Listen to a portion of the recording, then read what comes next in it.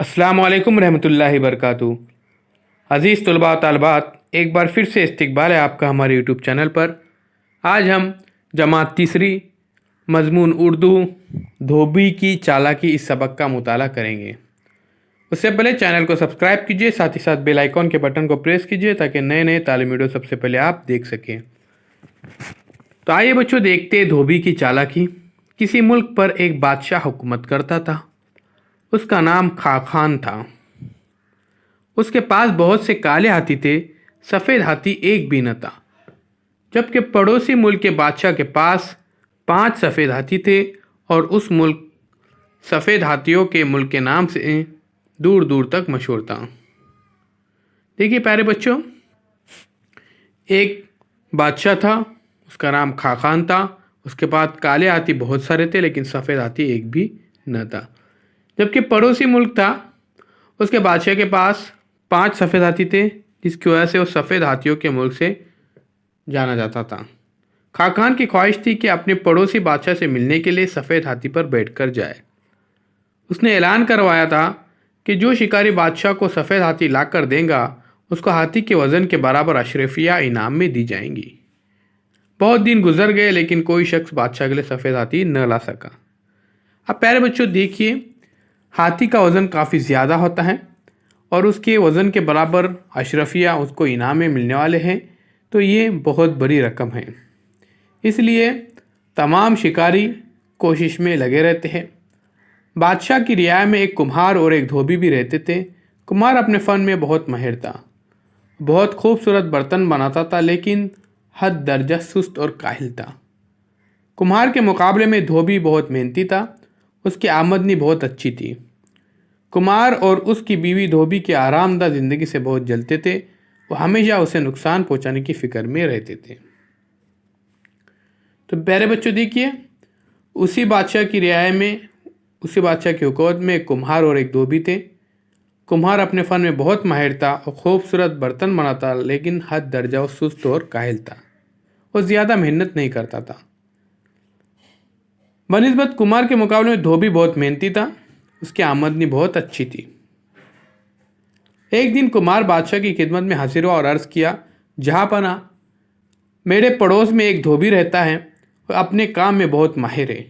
वो काले कपड़ों को धोकर दूध की तरह सफ़ेद कर देता है।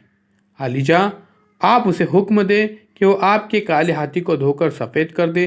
इस तरह बादशाह सलामत को एक सफ़ेद हाथी मिल जाएगा। तो प्यारे बच्चों देखिए, ये बिल्कुल बेवकूफ़ाना बातें हैं, क्योंकि काला रंग धोकर भी सफ़ेद होता नहीं है। लेकिन धोबी से यहाँ पर जलता था कौन? कुम्हार।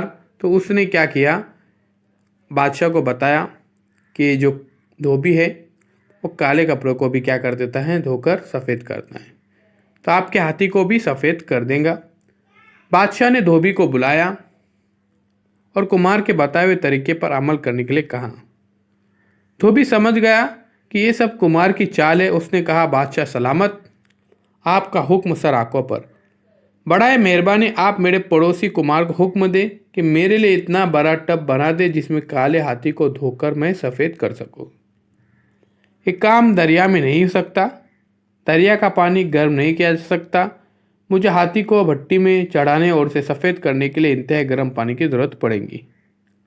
अब बादशाह ने कुम्हार को हुक्म दिया, सुनो, तुम हाथी को नहलाने के लिए फ़ौरन एक बड़ा टब बनाओ, ये बहुत ज़रूरी है। कुम्हार और उसके खानदान को बहुत बड़ा टब तैयार करने में 3 माह लग गए। कई लोग उस उठाकर बादशाह के दरबार तक लाए, लेकिन ये क्या, हाथी के पाँव रखते ही टब टुकड़े टुकड़े हो गए। अब प्यारे बच्चों देखिए, यहाँ पर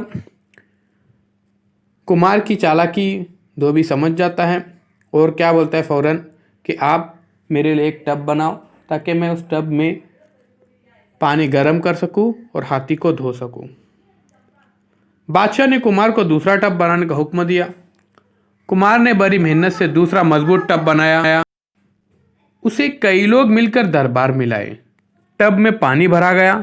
धोबी ने उसके नीचे आग सुलगाई। हाथी को उसमें दाखिल किया गया, लेकिन यह टब भी काम ना आ सका। उसका पेंदा इतना मोटा था कि आग की गर्मी पानी तक न पहुंच सकी। गर्ज, टब बनाने का काम चलता रहा। कुमार उसके खानदान वाले टब बना बनाकर परेशान हो गए। एक दिन कुमार बादशाह सलामत को एक नया टब दिखा रहा था कि इतने में कई शिकारी दौड़ते हुए दरबार में दाखिल हुए। उन्होंने चिल्लाकर कहा, जहां पना आपको फतेह मुबारक हो। हमने आपके लिए एक सफ़ेद हाथी पकड़ लिया है। अब लोग आपको सफ़ेद हाथी का बादशाह कहेंगे। सफ़ेद हाथी बादशाह सलामत के हुजूर में पेश किया गया। बादशाह खुशी के मारे धोबी, कुमार और हाथी को नहलाने वाले टब को भूल गया। इस तरह कुमार की जान बची और धोबी ने भी खुदा का शुक्र अदा किया। तो प्यारे बच्चों, देखिए एक कहानी है, उम्मीद करता हूँ आपको पसंद आई होंगी।